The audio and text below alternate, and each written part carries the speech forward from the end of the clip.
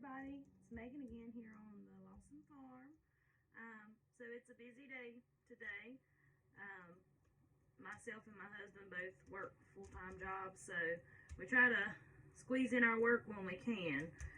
So today I am doing a couple things, and I'll post videos about both. Got lard going in the crock pot, so check out that video if you've never heard of doing that. And I'm going to be canning some fresh sausage. So this is sausage that we made from butchering our pigs on Saturday. Sausage is usually good in the refrigerator. Fresh sausage at the absolute most for 2 weeks. Then you're going to have to freeze it or do something or eat it, you know, or it's going to go bad. I wouldn't eat it after that. But canned sausage, a lot of older folks used to do that. It's something that I decided to try a few years ago just to see what it tasted like, because everybody told me it had a different taste. Man, I love canned sausage. So we freeze part of our sausage and can part of our sausage. I make, my favorite thing to make with canned sausage is gravy. It makes the best gravy I have ever eaten. Personally, I think it's the best. But anyway, so people do canned sausage different ways. I've heard of people frying the patties just like you're getting ready to eat it, put it in the jar and let it seal itself. That's not necessarily the safest way to do it. Meat, especially with high fat content, should be in a pressure canner. But people have been doing it the other way for a long time, so that's all up to you. Do that at your own caution.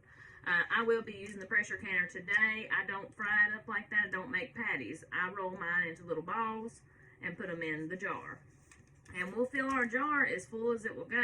And usually when it comes out of the pressure canner, where sausage does have a lot of fat and liquid in it, it's about half full in the jar. So I'm going to be showing y'all that process today. I have a Presto canner. It's a weighted gauge canner. I love that thing because you don't have to keep an eye on that gauge. I mean, I still keep an eye on my cooker because it's, you know, pressure cookers can be dangerous. But I got this at Walmart several years ago. But the weighted gauge sits there and rocks back and forth, and that's how it keeps the pressure. That's how you know it's got pressure, as that is rocking. And I will show y'all that too.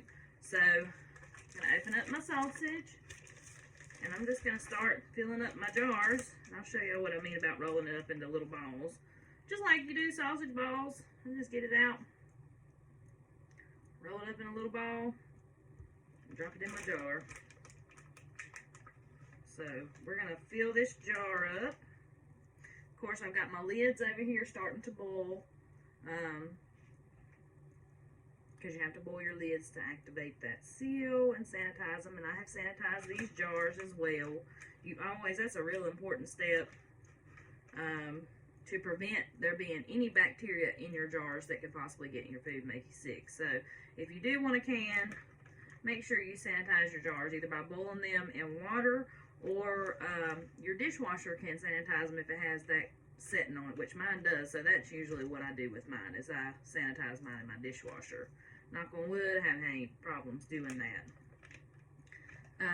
Y'all comment below if you've ever had canned sausage and what you like to do with your canned sausage. So where this is being rolled up in a ball, so once it comes out, you know, the sausage is fully cooked after it has been in the pressure canner. If you do want to make sausage patties out of the balls, the way I do it, just take your fork, flatten it out, get a good brown on each side. Won't take you but a second. And it is delicious. The texture is a little different than just regular sausage. Don't add any liquid to it. I just do it like this. The only thing that's in the jar is the sausage, because it's going to make enough of its own liquid. I do that with, like, you know, some people like to add liquid to canned deer meat or any kind of meat like that. I usually just personally don't. I have had it both ways. Honestly, the taste is not really any different, but meat is juicy. Meat usually makes its own, so you don't have to add anything to it. So I've about got my jar full here.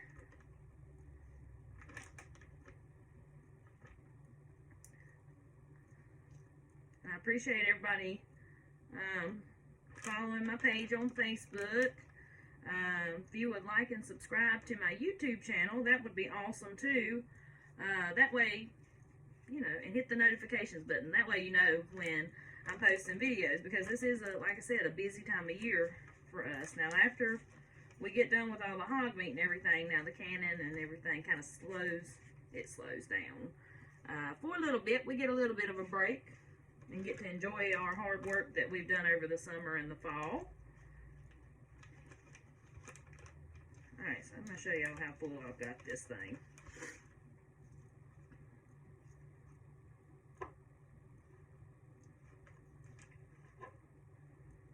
So see there? I got my little balls in there and it's full. I usually do everything up to about the first ring. That way you know you've got enough head space.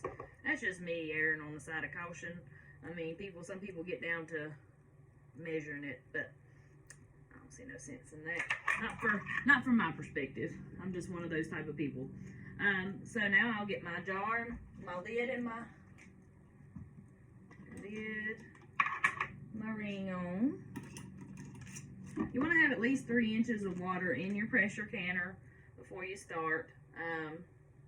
That way you make sure your canner don't boil dry. Okay, so I'm going to put my lid on it.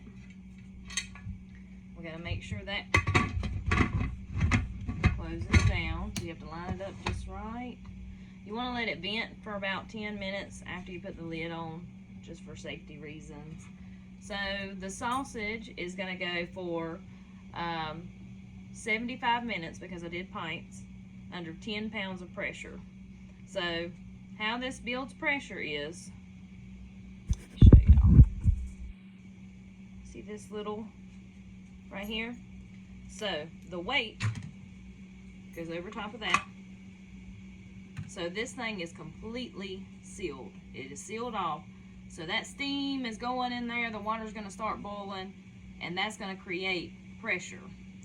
When this thing builds up to 10 pounds of pressure, it will first, when the pressure starts to build, it will lock the lid. It's got a little thing that pops up when the pressure starts. But we start our timer when this right here starts going like this, because that is how you know it's at 10 pounds of pressure with a weighted gauge. And it adjusts itself. That's what the good thing about these are. That it keeps that pressure right at 10 pounds. So like I said, we'll do this for 75 minutes, and then once that 75 minutes is up, you have to let it completely cool down. The indicator will go back down into the lid, and then that's how you know it's safe to open the lid. But you have to wait on that to go down. Usually takes, cooking them that long, that water is going to be pretty hot in there. So I'd say at least 30 minutes for this to cool off enough for me to open the lid. It may be longer. Built up pressure. You see this rock in here? This is the lock I was talking about earlier. That's our little indicator that there is pressure in there. So now we're ready to set our timer. 75 minutes. This is an hour and 15 minutes. Alright. We're going to let that sit there and do its thing. I just always keep an eye on it. But then again, this is with the weighted pressure canner. And I'm sure most of you have probably noticed and have heard that you can't can on a flat top stove. There are certain pressure canners that are safe for a flat top stove, and this is one of them. A lot of the old ones I don't think you can do on a flat top, but this one is one that is safe for it. I've been canning on this stove for 6 years. It's all been good. So let my pressure canner cool and open the lid up. It did take it roughly 30 minutes, and y'all can hear the jars are already popping. So I've got an oven mitt here that I'm getting them out with. I used to have one of those jar getter outer things, and my children found it. Needless to say, I don't have it anymore. I let them have it. So oven mitt works fine. And like I told y'all, see how much that sausage went down? So it's like half a jar now. But so when you got to make your gravy, you want to use that grease and everything that's in there. So I'm just gonna finish getting this out. And once it cools, you will see that grease. It will turn really light orangish color. But y'all, canned sausage is one of the best. Alright. So like I have told y'all, if you just like and subscribe to the page, that would be wonderful. And I hope y'all have a great day and have learned a lot from this.